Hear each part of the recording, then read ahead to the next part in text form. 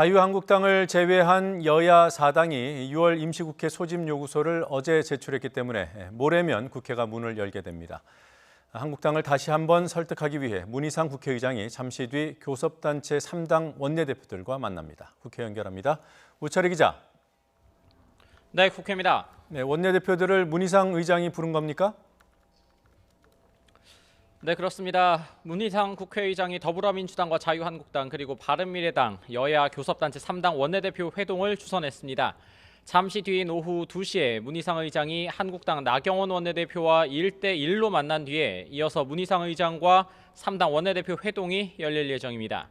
모레 국회 문을 열더라도 한국당의 협조 없이는 윤석열 검찰총장 후보자 인사청문회 등 6월 임시국회의 의사 일정의 정상적인 진행이 어려운 만큼 돌파구가 마련될 수 있을지 주목됩니다.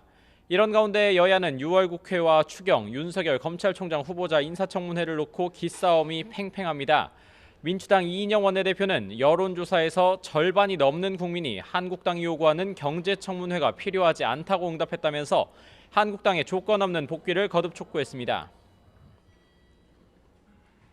정쟁에 중독된 자유한국당을 더 이상 기다릴 수 없었습니다. 추경안 등 재난, 민생, 현안 처리를 마냥 미루지 않겠습니다. 또 권력에 굽히지 않고 국민의 신망을 받아온 윤석열 검찰총장 후보자가 적폐청산과 검찰개혁을 완수해서 신뢰를 회복할 수 있기를 바란다며 조속히 인사청문회를 열어야 한다고 강조했습니다. 반면 한국당 나경원 원내대표는 문재인 정권이 경제가 어렵다는 숱한 지적에도 꿈쩍조차 하지 않다가 지금 경제가 어려우니 추경이 필요하다고 한다면서 적반하장이라고 비판했습니다. 당장의 국민들 불만 누그러뜨리기 위해 현금이나 쥐어주는 모랄 해저드 추경입니다. 밑빠진 독 물붓기 추경입니다. 또 윤석열 후보자 지명은 전임 정권 보복으로도 모자라 야당 의원과 정부 비판 세력을 주저앉히려는 계획이라면서 반드시 인사청문회를 통해 저지하겠다고 참여 의사를 시사했습니다.